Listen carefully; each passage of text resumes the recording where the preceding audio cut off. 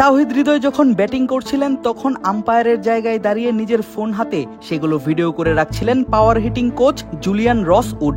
আর হৃদয়ের ব্যাটিং শেষ হবার পরপরই নিজের পকেট থেকে ফোন বের করে হৃদয়কে দেখালেন ক্লিপগুলো, কথা বললেন তার সমস্যাগুলো নিয়ে, জানালেন কিভাবে কি করতে হবে এই বলগুলোতে ভালো শট খেলতে।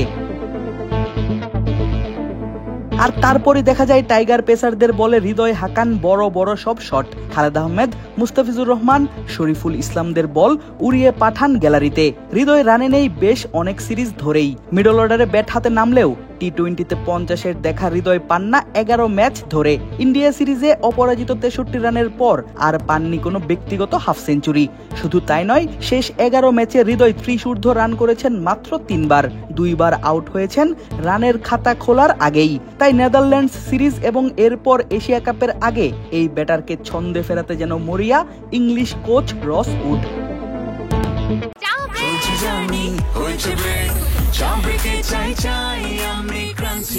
যে কোনো চা ব্রেকে বিস ক্লাব ড্রাই কেক, চায়ের সাথে আয়েশ।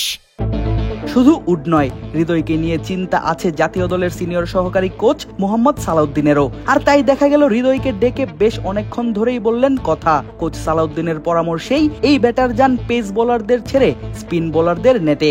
সেখানে অপেক্ষা করেন নিজের ব্যাটিং এর পালা আসার। মিডল অর্ডারে ব্যাট করেন হৃদয়, আর প্রতিপক্ষ মিডল ওভারগুলো মূলত করিয়ে থাকেন স্পিনারদের দিয়েই। তাই স্পিনের বিপক্ষে নিজেকে আরো পরিপক্ক করতেই এই উদ্যোগ কোচ সালাউদ্দিনের। তাওহিদ হৃদয়কে অনেক দর্শকরাই দেখতে চান না টি-20 ক্রিকেটে।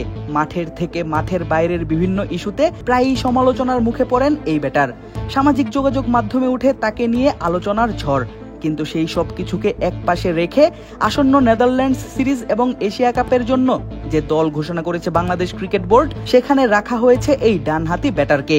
স্কোয়াড দেখে ধারণা করে বলা যায় হৃদয় থাকবেন ডাচদের বিপক্ষের সিরিজ এবং এশিয়া কাপের একাধিক ম্যাচের একাদশেও।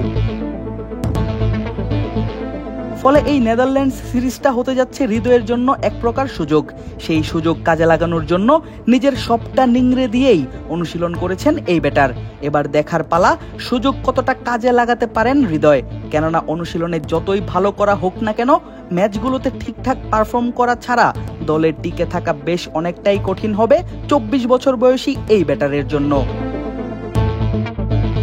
আদিব আশরাফ, ক্রিক ফ্রেন্জি।